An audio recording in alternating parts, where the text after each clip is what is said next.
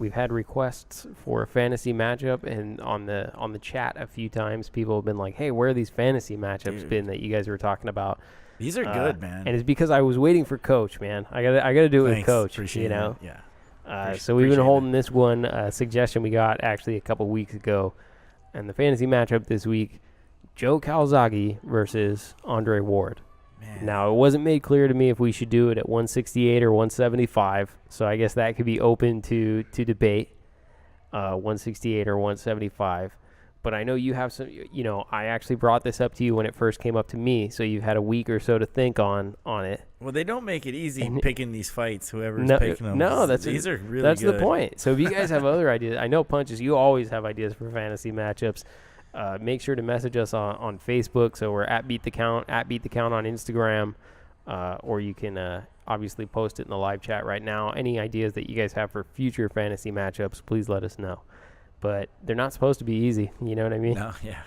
This one's a little bit different because unlike the last ones that we did, so the first one being Ollie Tyson, the second one being Tony and Hagler, these two actually have common opponents. Or at least a common opponent. So we've seen them fight some of the same people. Who? Mikael Kessler, for example. Right. Yeah, they both fought Mikael Kessler.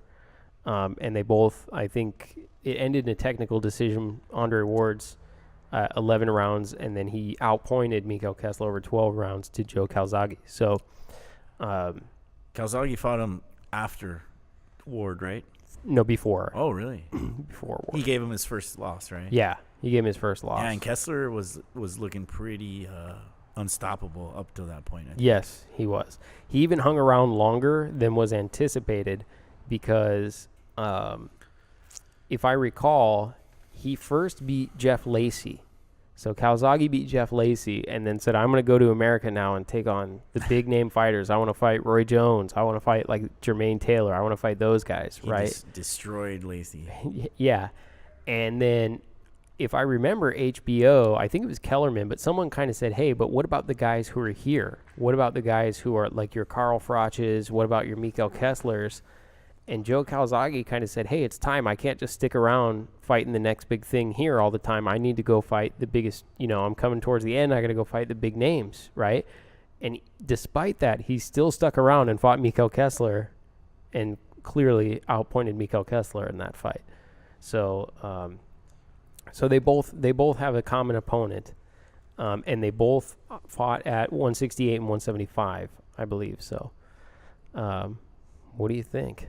Who do you got? Having got to sit on it for a week, who do you got? Yeah, I did give this some thought. I was a big Calzaghe fan. I got to say So was I. He's I still am. Yeah. He's one of the more exciting fighters that we've had in the last 20 years, I think. So Calzaghe versus Ward. Now, I will say that he probably would get caught in the first or second round. Yeah, so we'll both agree that Calzaghe at least goes down in the first round and then gets back up, exactly. Right? But and then that's the thing. Ward is such a good counterpuncher, so that's why I see him catching Calzaghe in the first or second round with something quick and dropping him. He was always down in the first round. Yeah. Always. I think Kessler, Jones, Hopkins, they all put him down in the first round. Yeah. But then he got back up and won every round. So. Yeah. And I know Ward's got some power. He's put several people down. And he's good at making adjustments. They're both really high IQ fighters as far as counterpunching and getting you to do something so they can play off of that. I think Calzaghe, I mentioned earlier, he's so impressive when I watch him fight. He makes adjustments really fast, from one round to the next, and almost in the middle of the round he's making adjustments. That's why he gets caught and then he gets dropped. He makes an adjustment right after that, and then he turns it around and he's dominating the fight. And he also throws a lot of punches. He got a lot of shit for not being a heavy puncher, being more of a slapper is what they said. Yeah. But those slaps, they look like they still counted. You know, they still moved the fighter. You know, they still gave people problems. And not only that, but he really improvises with his head movement and his he can fight on the inside, he can fight on the outside. I see a close fight. I think he would edge it out by like 2 rounds. And it wouldn't be like a lot of heavy punches being exchanged. I think it would just frustrate the hell out of Ward, which is hard to think of that. Somebody frustrating Ward. Yeah. Right, because he does that to the other fighters, right? He does that to the other fighters. But he does that to fighters that come straight in, you know. He counters, you know, he slips with the shoulder, counters, that type of stuff. And Calzaghe is he throws uppercuts, he throws hooks, he throws like 4 to 8 punches. Everything, yeah. Yeah, he sticks his head in, he comes out, he does all kinds of weird stuff. And I just see him making enough adjustments where Ward can't time him and can't get his balance. And I say Calzaghe wins 7-5 in a boring ass fight. Oh, you think it's boring? It'll be boring. Do you think that most of his fights are boring, or did you think that? No, but I just think that he's fighting Ward because Ward he'll just be in and out slapping him, and then Ward will kind of be like frustrated. And I think he's a step faster than Ward, a little bit. Oh, like hand speed and stuff like that? And foot speed too. Okay, I got you. I could be wrong. I haven't seen like all of Ward's fights, enough of Ward to really get a good like as accurate as I want. I know Ward's like I got you. I know Ward's a master counter puncher. He's good. For me he's boring though. Sure, I can understand that. I have a lot of admiration for both these guys because I feel like they both took on the best in their respective divisions. You know what I mean? And they cleaned house. Those dudes both cleaned house. They both retired undefeated. They went up and they did it. Calzaghe schooled Hopkins. He schooled Hopkins. And Hopkins is a teacher. You know what I'm saying? So that's fantastic. He schooled Hopkins, and Hopkins is a teacher. Yeah, that's. Oh man, I gotta write that. I don't know if you saw last time I made like a poster for this one. Did you see it? Yeah. For the James Toney one or whatever. Yeah, I'm gonna do that for this one too. I'm gonna put that quote on there. Yeah, thanks. Calzaghe, Calzaghe schooled Hopkins enough. So here's the thing about Hopkins. I can understand that people don't give Calzaghe a lot of credit for beating Roy Jones because of where Roy Jones was in his career, right? So even though he completely outclassed Roy Jones, with the exception of the one knockdown in the first round of Calzaghe, it wasn't really competitive, right? Yeah. So completely outclassed Roy Jones. You could say the same thing. Hopkins was older, but Hopkins went on to unify titles even later in his career, right? Approaching the age of 50, he held multiple belts in that division. So Hopkins, although, yes, he was older, right, he was still competing at a high level for a long time after that. Not just for the next few. It was like he was competing at a high level for years after he fought Joe Calzaghe. So I think you get full marks for beating that Bernard Hopkins. I really do. You get full marks for that one. And I think that they do both make adjustments, but there's sort of a key difference to me, which is Joe Calzaghe, he has a distinct style that he created for himself, and it's that volume punching, sort of slapping type style. And what he does throughout the course of a fight is he finds out how to enforce that upon you, but it's always the same thing. It's always a lot of punches, right? And like you said, a lot of punches coming from a lot of angles, the head in and out, a lot of movement. He finds out what your strengths are, takes those away so that he can enforce his style upon you. And that happens pretty quickly. Like it happens after about a round or two. Yeah. Right? So after a round or two, he's got it figured out, and now he's pushing his style on you. And the volume is really difficult to overcome. Super difficult. Because even if you land crisp and clean punches the way that Andre Ward does, when someone is landing as many punches as Joe Calzaghe does, it's just difficult to overcome those numbers from a judging perspective, right? But I will say that Andre Ward is distinctly different in that his adjustments is Andre Ward doesn't force his style upon you. He is dynamic. He changes what he is doing entirely to meet the fight. So I'll give you an example. If he's fighting and someone's being rough and dirty inside, Andre Ward says, okay, I'm going to fight rough and dirty inside. If he's fighting and someone says, I'm going to fight this way, he's okay, I'm going to fight this way. So he actually changes what he is doing. It's not making changes to enforce his style on you. He's actually able to say, okay, this is how you want to fight, I can fight that way, right? And there are a few fighters who can do that. And Floyd Mayweather is one, Bud Crawford is one. There are guys who can kind of come up and say, I'm going to change what I'm doing entirely, right? So whatever I started doing in the fight, if I'm losing, I can change that and now do something completely different. And for that reason, I don't know if Joe Calzaghe will be able to figure it out like that. Because a guy like Andre Ward, his adjustment is going to be to change what he is doing entirely and give you a completely different look, almost as if you're fighting a different fighter, right? From round to round. For that reason, I tend to give an edge to Andre Ward, because I feel like in my lifetime, that style has been the people who have been the most successful with it, which are like Mayweather, Andre Ward, Bud Crawford. These are guys who, they're just sort of at another level to everybody else. And I think Joe Calzaghe, I'm a huge fan of his, but I'm going to go Andre Ward by decision. Yeah, I'm going Andre Ward by decision. That's a very good, very clear explanation on why.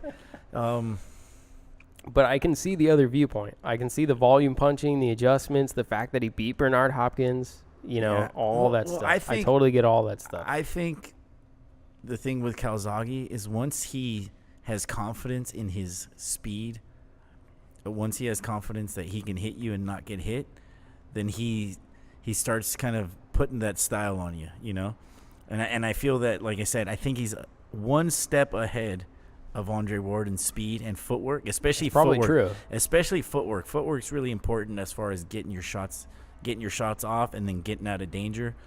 So that's where I see he could frustrate Ward, even if Ward tries to adjust and change his style so that he gives Calzaghe something different, and that he can't really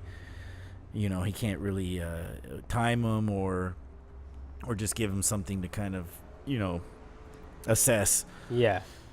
I mean, that's what makes fantasy matchup good. It's a tough one, right? It's hard. You get guys that are the most successful in their career, in their division, and then you match them up against each other. Oh, man. For me, he's what Calzaghe's dad was a musician, right? Enzo Calzaghe, not even a boxing coach. No. But he's a musician, and he taught his son how to box. At the highest level that there is, man. Yeah, exactly. So, for me, that's like, and the way Calzaghe fought, and I don't want to say like make another stupid like analogy or metaphor, but it's like it was like music, Yeah. right? Like he would just, or it's like he water, like his father played. Yeah, or it was, he would flow with whatever the opponent would give him. Yeah, I can see that. I totally can see that. Yeah, so even if Ward adjusts and tries to like morph into so many different fighters, I still think Calzaghe will frustrate the hell out of him. Well, there you go. There's the fantasy matchup for this week. Coach takes Calzaghe. I take Ward. Yeah. What's going on? We've got to see that somehow. We've got to create that. Some kind of I know software. kind of like a Rocky Balboa style, when he fights Mason Dixon. Yeah. Celebrity deathmatch like type claymation. We'll do a claymation. Claymated. Yeah. Stop motion animation. No, but did Andre Ward fight Chad Dawson? Yes. And he beat him He knocked him out. And I want to say that was one of the most impressive victories for me. He moved up I don't remember if he moved up or Chad moved down. Actually, I'd have to. I think he moved up, but yeah. But he knocked out Chad Dawson. Yeah, and Chad Dawson at the time was avoided by several people. Several other people in his division, and I thought when Ward beat Chad Dawson, I mean, it's not that he overpowered him; he just outboxed him and really, got his punches in there and did what he had to do. Yeah, so. I mean, Ward beat Chad Dawson. He beat Kovalev. Both those guys beat Bernard. So it's kind of like, what I mean? You could infer that Andre Ward would have had success against Bernard Hopkins, I guess. If you choose to look at fights that way, I tend to not. But You could do that. But against Hopkins, wasn't that fight stopped like because he fell on his shoulder or some shit? Didn't they rematch after that? I don't know. I thought they did. Let me box rec it because I actually went to the first one, which is one of the most disappointing fights I ever got to. You always end up being at these fights that end abruptly with some weirdness. That's true. You mean the Kermit Cintron? That one. You were at that one too, though, Yeah. right? Yeah. I was at. He Supermaned out the ring. Yeah, when he took the header out the ring. Yeah. But I was also at this. That one was at Staples Center, so I was at Bernard Hopkins versus Chad Dawson. So yes, they did rematch, and he did beat Bernard Hopkins by majority decision. So it was a close fight. But Andre Ward knocked out Chad Dawson. Yeah. And then Kovalev obviously went on to beat Hopkins by unanimous decision. Andre Ward beat Kovalev twice. So I wonder if Calzaghe can beat Chad Dawson. He should, in theory. you know what's funny is But he's still I feel like of course he would. You know what I mean? Yeah. I'm like, yeah, he would have beat him. But he was such an imposing figure in his weight class. You know? There's all these guys like back then. Carl Froch was constantly calling out Joe Calzaghe. I don't think Froch could have handled Joe Calzaghe. None of these. Yeah, like Froch couldn't handle him. Froch struggled with Kessler. Yeah. He went up with Kessler, right? So Joe Calzaghe absolutely dismantled Kessler. I almost want to say that Frosch is like a poor man's Calzaghe, but he's not. Their styles are very different, though. Yeah, but he's very loose type of. He fighter, is loose, yeah. The Cobra. Yeah, but yeah, he can't rattle the cage of the Cobra. He's not as dynamic and then just as fluid as. I mean, Andre Ward easily picked apart Carl Froch. Yeah. Yeah, but I do like when the European guys have that style with their hands down, and not too many guys can get away with that, Yeah, I saw a guy try that in his professional debut on the All-Star card. Yeah, how'd that work out? Yeah, he got knocked out in the first round. It's crazy. It's hard. These guys make it look so easy, but do you know how hard it is to box with your hands down? And then on a world championship level, you're basically asking for like, hey, could you decapitate me right now? This is why I think Tyson Fury. Yeah, this is why I think Tyson Fury is going to lose because he fights with his hands down. Yeah. Yeah. Well, that might have some. You know what? As far as the fantasy matchup, that might play out with Ward and Calzaghe too, because Ward might be able to pick up on that. Yeah, I mean catch him. There are things that Ward can still do in the sport. I would not at all be surprised. So Usyk went and became the undisputed champion at cruiserweight. Chances are he's going to fight Tony Bellew, right? And whoever wins that fight will be the undisputed cruiserweight champion. I would not at all be surprised if Andre Ward came out of retirement to challenge whoever won that fight. Jumps into that. Whether it's Tony Bellew or if Usyk wins, if he puts his name in and says, "Yeah, I'll take a shot at that," because then he will add to his resume, aside from all the things he's already done, an undisputed cruiserweight championship, which just takes him, and he has a really good chance at winning it. That's the thing, right? So he's still a young dude and stays in shape and stuff. So. Oh yeah, I mean when Hopkins was winning fights at up until his 50s, yeah, man, or late 40s, it just changed the game of boxing, And then you always mention it, fighters evolve and train better, eat better. They manage their bodies better. Injuries better. So. This is why Sergio Martinez can come out of retirement in his mid 40s and take on Julio Cesar Chavez Jr. Yeah, I feel like there's a theme for today's podcast. Yeah, take care of your body, folks. Yeah, if you want to be a fighter, take care of your body and put your hands up. Right, that's the other one. Keep your hands high. Yeah, well, as a coach, that's one of the things that you see immediately with beginning boxers. If you get somebody who doesn't know anything or doesn't even watch boxing, you tell them hands up, okay, they have their hands up. If anybody comes in and they're a little bit of a fan of boxing, they try all that stuff. They have kind of that notion of like, oh, this is how you box, and they're always got their hand down. They're like, this is how Floyd does it, so I'm going to use the shoulder roll here. Yeah, which there's only been a handful that could get away with it. Yeah, exactly. Awesome. All right, so that's the fantasy matchup for this week. Again, if you guys have future fantasy matches, at Beat the Count on Facebook, send us a message, or on Instagram at Beat the Count, or through email. You know, any of that Sounds stuff. good. Cool.